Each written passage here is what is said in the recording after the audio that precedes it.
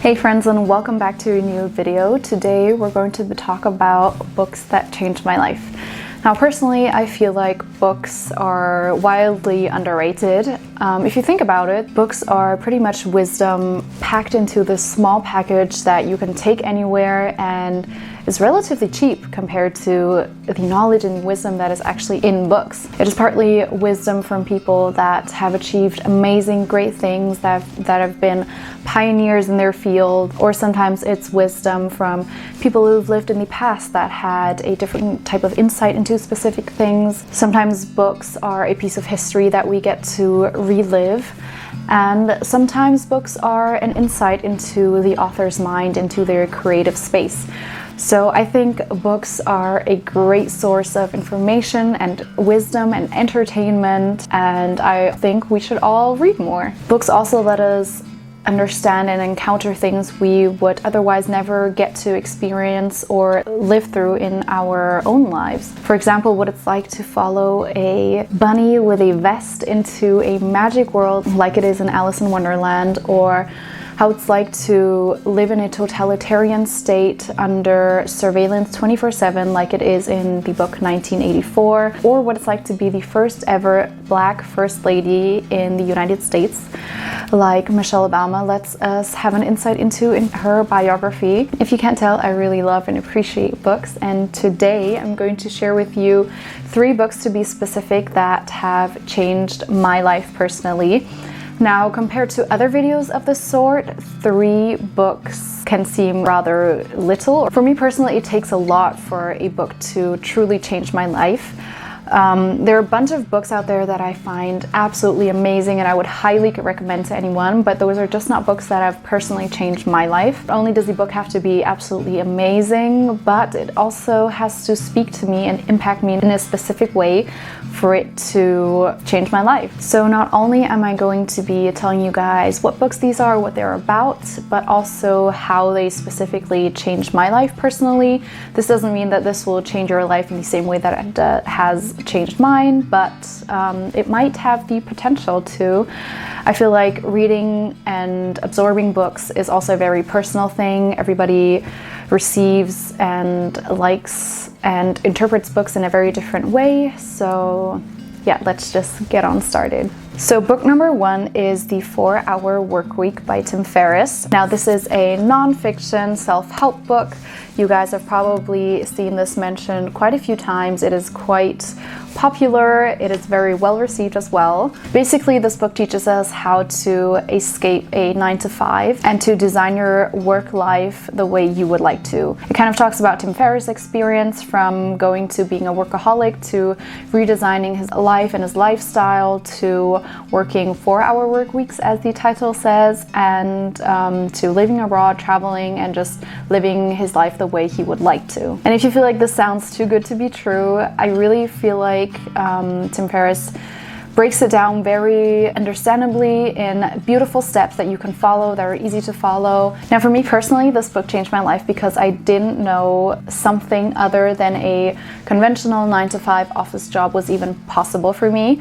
I always thought that I would graduate high school, go to college, then out of college, go to a 9-to-5 office job, and then somewhere along the line, I would have to choose to either shift my focus to family or work, where I would choose family, and then that was it for my career. But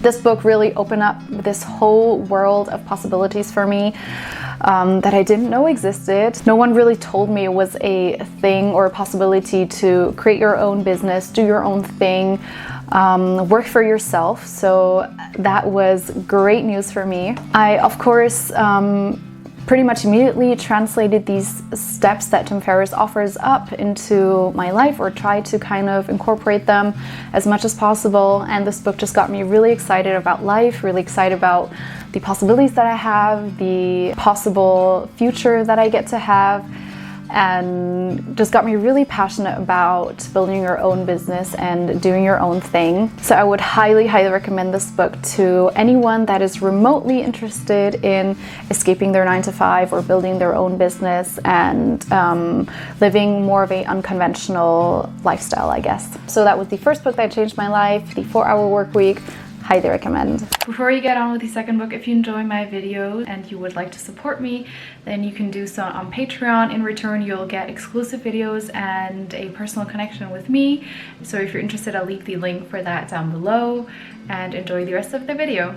Now, the second book that changed my life is a book by Louisa May Alcott called Little Women. Most of you have probably heard of this book. It follows the story of these four sisters called the March Sisters, and it's about their day-to-day life from childhood to kind of young adulthood, and just different trials and tribulations that they go through and how they go about life. And I personally really like this book, for one, because I feel like it gives you a really interesting insight into how life was in the 19th century. This book came out 1868, so I feel like this gives a really interesting insight into how humble, normal, more poor life was back in those days in America. This book is said to be a semi-autobiography.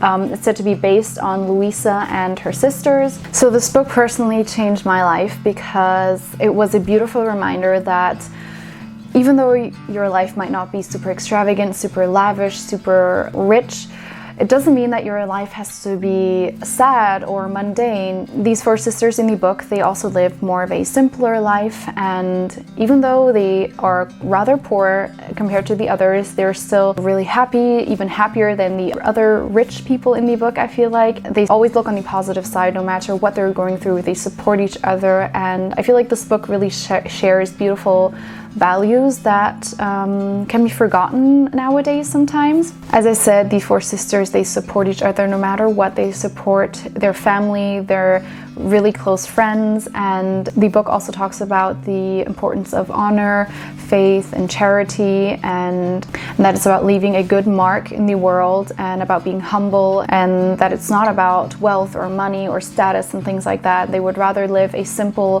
humble life and be happy than to have all this money and status and then not be happy. For me personally, I feel like these four girls are really great role models, and just every time I read this book, I get in such a good mood, and I'm so inspired how loyal and kind they are to each other. Now, I know this book has a lot of different film adaptations, ranging from black and white to a rather new adaptation, I think that was released last year, and personally, I've only seen the newest release. I'm interested to see the others as well, and the film's absolutely amazing. I love it, but I feel like the things that changed my life, as I said, or that inspired me most, come through best in the book. So I would highly recommend reading the book, but for a film adaptation, the film is amazing as well. So I would also highly recommend at least the new film. I haven't seen the older ones, but yeah, this book is just a super beautiful book, a beautiful story that gets you inspired, and yeah, I highly recommend this book to anyone and everyone. And if I haven't mentioned, the book Little Women has a sequel called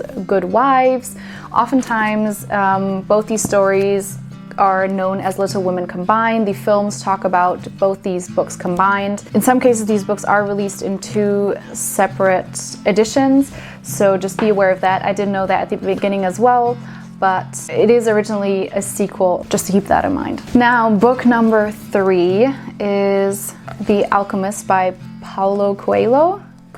This book is also a nonfiction, and it's kind of like a parable. Now, this book I feel like is kind of controversial. I've seen people absolutely love it, and then some people not like it at all. I'm someone that absolutely loves this book. This was for a very long time my favorite book, or at least favorite nonfiction book. Now I'm not quite sure, maybe Little Women is higher up, I'm not quite sure, but these two are definitely on the top of my list. It has changed my life, I would say. So this book is about a shepherd's boy having a dream of finding this buried treasure, and he takes it as a sign that he should go and look for it. So he sets off, travels the world, travels across countries to look for this treasure. And along the way, he meets many different people and learns many valuable lessons. And what starts out as a quest for this worldly treasure turns out to be the discovery of the treasure within, if you know what I mean. Basically, you could say the story is about the importance of listening to your heart and following your dreams, which that at itself is a topic or a theme that I really love. So for one, this book really inspired me, and I would say changed my life in the sense that it was really inspirational. It kind of gave me that last push to really follow your dreams, to listen to your heart. But other than that, I also really found this book very inspiring because it reminded me that us humans aren't so much an individual, but we are in this kind of interconnected web. We're kind of part of this bigger picture, and by that I mean that we interact with lots of different people, we interact with nature, and we kind of influence each other. And we can truly learn from each other, and because we can learn from each other, I feel like we should really respect each other. That shepherd's boy really could not have made it if he hadn't encountered all these people along the way who taught him so many different things, taught him so many different virtues. And this book, all in all, is just such a uplifting book, I feel like. At least it was for me. I haven't read it in a while now, so I should really give this another read. It's quite short, so it's a quick and easy read, but I absolutely love this book. So this was it for the books that have changed my life so far. I'm excited to read more, and maybe my list of books that have changed my life will grow. There are, of course, so many other books that might not have changed my life, but I think are absolutely amazing, that I think everyone should give a read. So if you found this interesting and helpful and insightful, and you would like to see other books that might not have changed my life but I thought are absolutely amazing and I would highly recommend, then let me know down below if you want to see another version of this. And if you liked and enjoyed this video, be sure to give it a thumbs up. That really lets me know that I should do more of this.